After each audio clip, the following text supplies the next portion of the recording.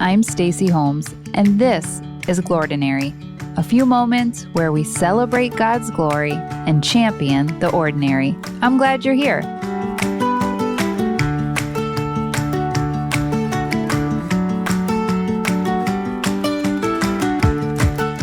Do you have a brother? I do not, because my parents loved me enough to give me a sister. She's my built-in best friend for life, and her husband, Eloy, is the brother I never had. And over the last 12 years of now having a brother, I've realized something.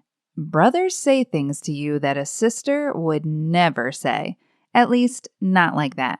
Which is why several years ago when Eloy told me, "Stace, you're like a week away from being a hunchback," I realized it was a boy's way of saying, "Stace, are you going through some tough stuff? You seem like you're carrying a lot of stress in your shoulders. Is there anything I can do to help you through this time?" But brothers have a way of hunchbacking that conversation.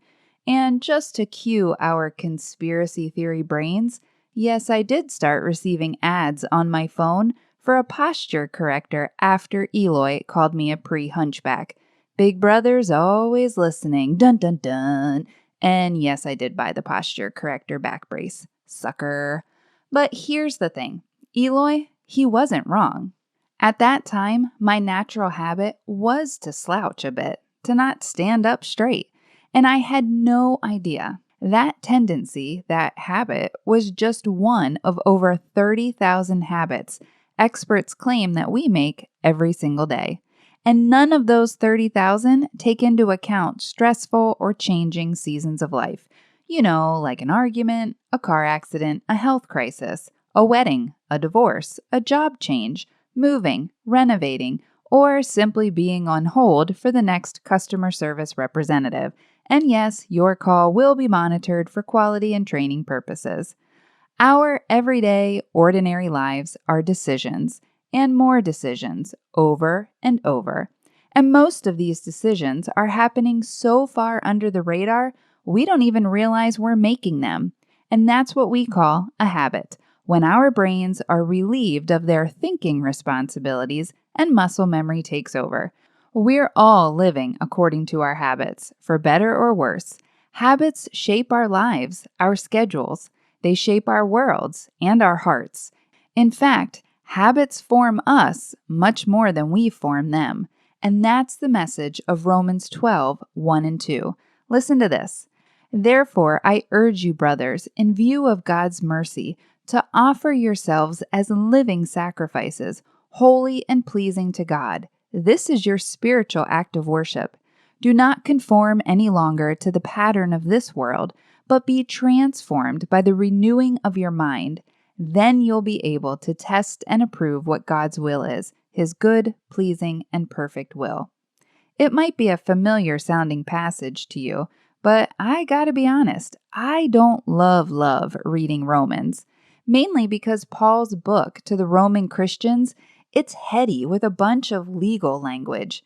I have to read it slower to digest all the doctrine, theology, and religious words, like justification and sanctification, a lot of words ending in cation, but not my favorite cation word, which is vacation. But in Romans 12, Paul turns the corner and starts breaking things down practically, as in, how does this practically apply to my life, Paul? I think by this point in Romans, even Paul was kind of like, yikes, I'm losing them. I got to reel this baby back in. So he switches gears from, here's why we're saying yes to a life with Christ, to here's how we're going to live this out. Thanks, Paul. I appreciate that pivot. So let's listen to that same passage in the Message paraphrase by Eugene Peterson. Now, the Message paraphrase isn't my bread and butter go-to for scripture, but I do appreciate how Peterson paraphrases Romans 12, 1 and 2. See if you do also. So here's what I want you to do, God helping you. Take your everyday, ordinary life, your sleeping, eating, going to work, and walking around life, and place it before God as an offering. Embracing what God does for you is the best thing that you can do for Him. Don't become so well adjusted to your culture that you fit into it without even thinking. Instead, fix your attention on God. you'll be changed from the inside out. Readily recognize what He wants from you and quickly respond to it. Unlike the culture around you that's always dragging you down to its level of immaturity, God brings the best out of you, develops well-formed maturity in you. I love that. Paul says, take your everyday, ordinary life. I say it a lot around here, but I can relate to ordinary. And ordinary life is, well, pretty ordinary, even monotonous at times.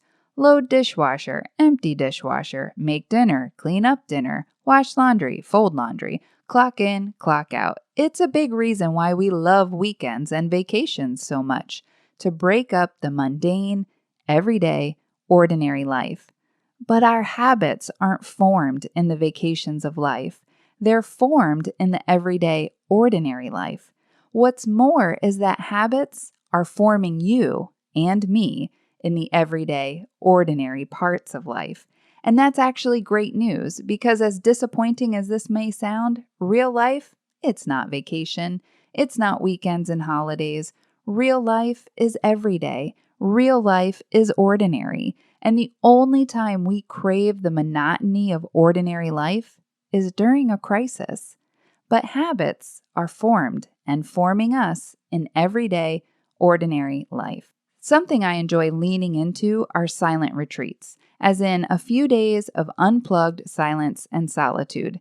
And despite being on a retreat with a dozen other ladies, no one talks to each other. We eat meals in silence, and there's no scheduled speakers or activities to fill the day other than silence and solitude. A chance to slow down, to notice the world around you and what God's stirring in you. And yes, it can feel as weird as it sounds at first. Yet one year, as I was leaving the retreat to go home, I stopped and asked the retreat leader, any tips for re-entry into a very noisy world? And her response to me was this: Stacy, the tendency is to view a retreat or a vacation as extraordinary, like it's some mountaintop experience. In reality, God is just as present and working in your ordinary life. You just need to be aware of Him in the ordinary. It sounds a lot like Paul, and that's why we'll camp out with Romans 12, 1 and 2 this whole next month. Because let's be real, it's hard to be aware of God at work in our everyday, ordinary life, especially the habits that form those everyday, ordinary lives. And despite our awareness or not, we are growing. Yet without paying attention, our habits are likely to grow wiry and wild, destructive to ourselves and those around us. So let's grow in that awareness together. Let's take a month and chat more about how Paul describes our habits, why they matter, and how they work. We'll even watch those habits work for you and work for me too. You'll occasionally hear me reference a book that I particularly enjoyed, and I still read it on repeat. It's called The Common Rule: Habits of Purpose for an Age of Distraction by Justin Earley.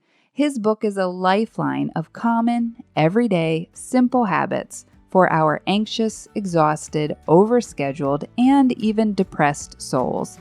No, I don't know him, and no, I don't have any affiliation with him. I won't make a dime off this. I just liked the book. And as is my habit, I love to chat about good books with my friends.